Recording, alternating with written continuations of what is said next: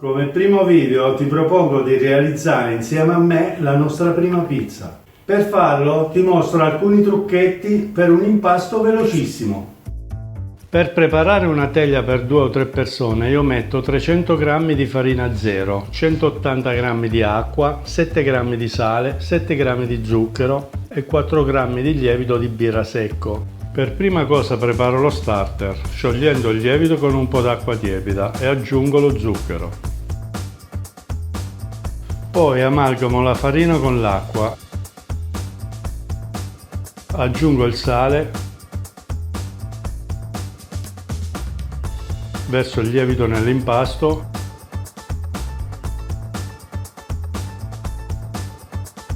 e in ultimo unisco un po' d'olio.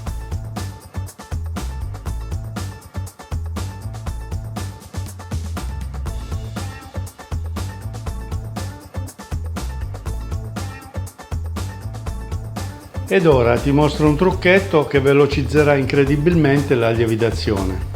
Ungo un sacchetto di plastica per alimenti e bagno con un po' d'acqua e un po' d'olio anche le mie mani, così l'impasto non si attaccherà. Prendo la pallina e la lavoro ancora un po' con le mani e poi la inserisco dentro il sacchetto aggiungendo ancora un po' d'olio.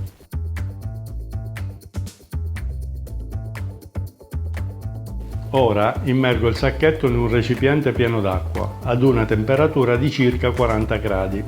In meno di mezz'ora vedrai il tuo impasto lievitare e ti accorgerai che è pronto quando il sacchetto comincerà a galleggiare.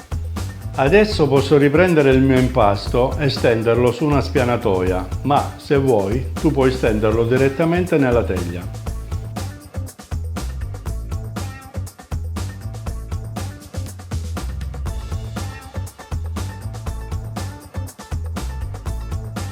Ungo la teglia e ci adagio il mio impasto.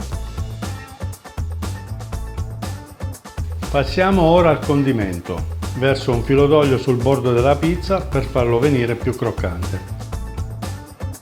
Poi cospargo la base con della salsa di pomodoro già condita con olio e sale.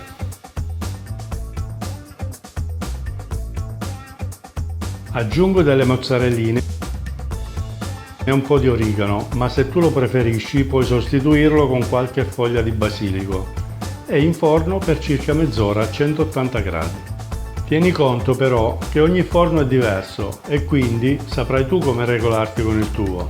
Ecco una margherita bella fumante, guarda che roba!